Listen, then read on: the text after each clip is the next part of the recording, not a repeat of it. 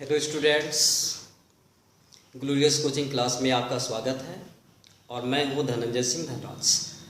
आज हम टॉपिक लेकर के आए हैं relative adverb.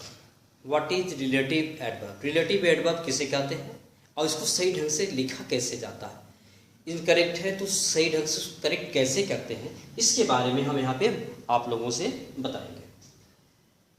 Relative adverb. What is relative adverb? Relative adverb joins two sentences and it is used according to its antecedents, that is noun or pronoun. And how many kinds of relative adverb? Relative adverb कितने प्रकार के होते हैं और यह किस किस प्रकार के सेंटेंस को जोड़ता है? तो यहाँ देखते हैं relative adverb. Relative adverb of time, इसमें रिलेटिव एडवर्ब कितने प्रकार के होते हैं? तो फर्स्ट इसमें है relative adverb of time. Relative adverb of time होता है व्हेन। जब भी यहाँ पे समय को इंडिकेट करना होता है तो व्हेन का प्रयोग करते हैं। It means when is responsive to time. Example देखते हैं, आई नो द टाइम, मुझे वह समय पता है, when he goes to school, जब वो स्कूल जाता है। तो यहाँ पर देखिए क्या दिया, टाइम दिया है, यहाँ पे क्या लिखा, व्हेन। तो रिलेटिव एडवर्ब ऑफ टाइम जो होता है ना, व्हेन होता है। व्हेन अपने एंटीसीडेंट के अनुसार प्रयोग किया जाता है। इसका एंटीसीडेंट क्या है, टाइम है। टाइम के लिए व्हेन का प्रयोग होना उचित होता है। Next sentence, he knows the time, वह समय जानता है, व्हेन दे कम हियर, जब वे यहाँ आते हैं। यहाँ पे क्या लिखा, व्हेन। व्हेन का एंटीसीडेंट क्या है, टाइम। तो चूंकि यहाँ पे रिलेटिव एडवर्ब जो व्हेन है वह अपने एंटीसीडेंट यानी टाइम के अनुसार प्रयोग किया गया और टाइम के लिए व्हेन का प्रयोग सुटेबल होता है। इस प्रकार से लिखा गया सेंटेंस करेक्ट होता है। नेक्स्ट चलते हैं, रिलेटिव एडवर्ब ऑफ प्लेस। जो रिलेटिव एडवर्ब है उसका नेक्स्ट टॉपिक है रिलेटिव एडवर्ब ऑफ प्लेस। यह होता है वेयर।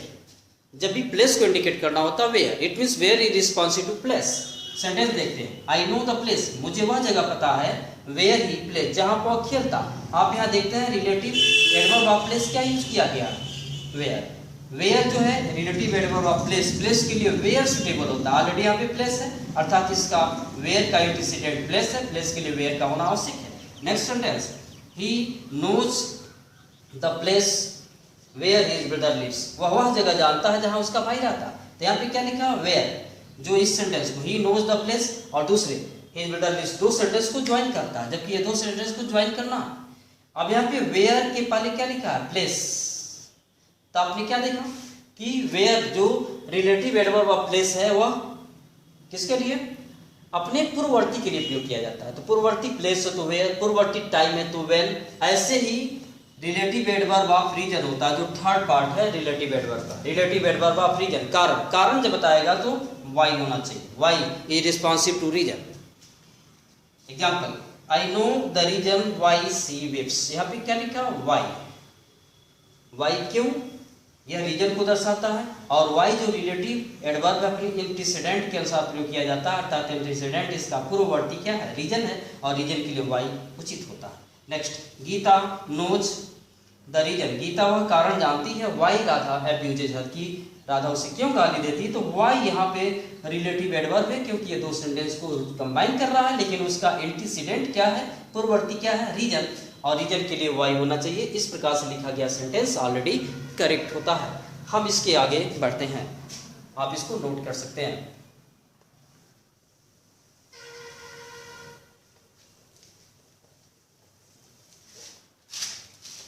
इसका फोर्थ पार्ट है relative adverb of manner.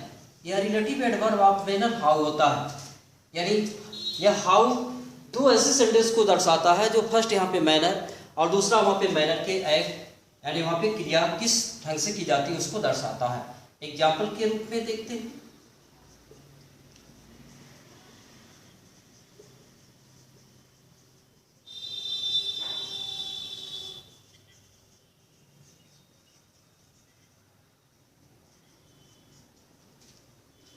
I know the manner, मैं वह ढंग या तरीका जानता हूँ कि हाउ माने कि कैसे, सी स्पीक्स वेल माने वो अच्छे तरीके से बोल लेती है। तो यहाँ पे क्या लिखा, first sentence I know the manner, second है सी स्पीक्स वेल, दो सेंटेंस को यहाँ पे कंबाइन कर रहा हाउ। यहाँ पे ज्वाइंस टू सेंटेंस है, दो सेंटेंस को ज्वाइन कर रहा है, लेकिन वो अपने एंटीसीडेंट पूर्ववर्ती के अनुसार प्रयोग होता है। तो हाउ के पूर्ववर्ती में क्या लिखा, मैनर, और मैनर के लिए हाउ का प्रयोग करते हैं, दैट्स वेल। इस प्रकार से सेंटेंस ऑलरेडी करेक्ट होता है। लेकिन चलते हैं कुछ करेक्शन के संदर्भ में कि सेंटेंस इनकरेक्ट है तो उसको करेक्ट कैसे करते हैं और कैसे पहचानेंगे कि वहाँ पे मिस्टेक है, आप उसको करेक्ट लिखिए।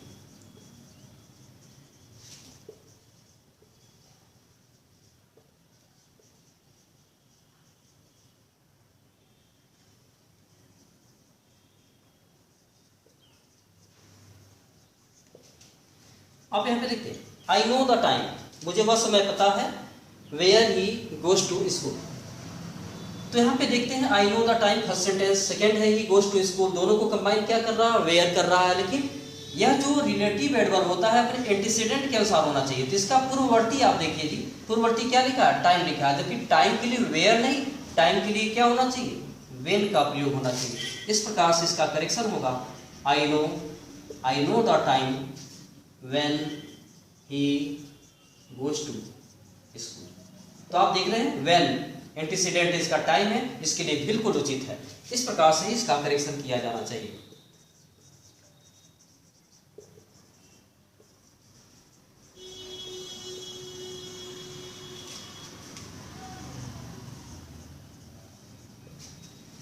नेक्स्ट सेंटेंस देखते हैं, आई नो द प्लेस, मैं वह जगह जानता हूं, when he lives। यहाँ पे फर्स्ट सेंटेंस क्या, आई know the place, first sentence, second है ही लिव्स, इन दोनों को ज्वाइन करता है व्हेन। लेकिन यहाँ पे व्हेन जो रिलेटिव एडवर्ब यहाँ शो किया जा रहा है अपने एंटीसीडेंट के अनुसार होना चाहिए, पूर्ववर्ती के अनुसार होना चाहिए, जबकि पूर्ववर्ती यहाँ पे क्या लिखा गया, प्लेस लिखा गया है। तो प्लेस के लिए व्हेन नहीं, प्लेस के लिए क्या होना चाहिए, वेयर होना चाहिए। अर्थात इस सेंटेंस को हम करेक्ट करेंगे ऐसे, I know the place where he lives. इस प्रकार से देखते हैं कि इन दोनों सेंटेंस में I know the place he lives में वेयर है, और वेयर रिलेटिव जो एडवर्ब है अपने पूर्ववर्ती के अनुसार होना चाहिए, प्लेस के अनुसार, प्लेस के लिए वेयर बिल्कुल सुटेबल होता है। इसी प्रकार से कोई भी करेक्शन किया जा सकता है।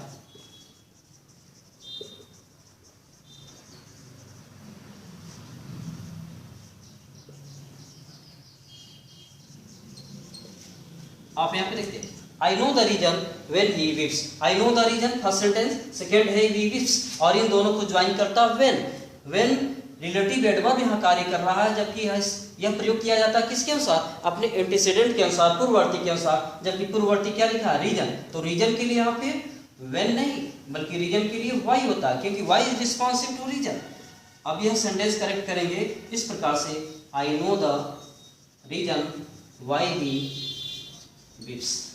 अब यहाँ पे दो सेंटेंस को कंबाइन करने के लिए क्या प्रयोग किया गया, वाई, और वाई जो है अपने पूर्ववर्ती के अनुसार प्रयोग होना चाहिए रीजन के लिए, और रीजन के लिए वाई होता ही है क्योंकि वाई का रिस्पॉन्सिव रीजन होता है। इस प्रकार से हम सेंटेंस को करेक्ट कर सकते हैं। अब इसका जो नेक्स्ट पार्ट है मैं नेक्स्ट वीडियो में डालूंगा। Thank you.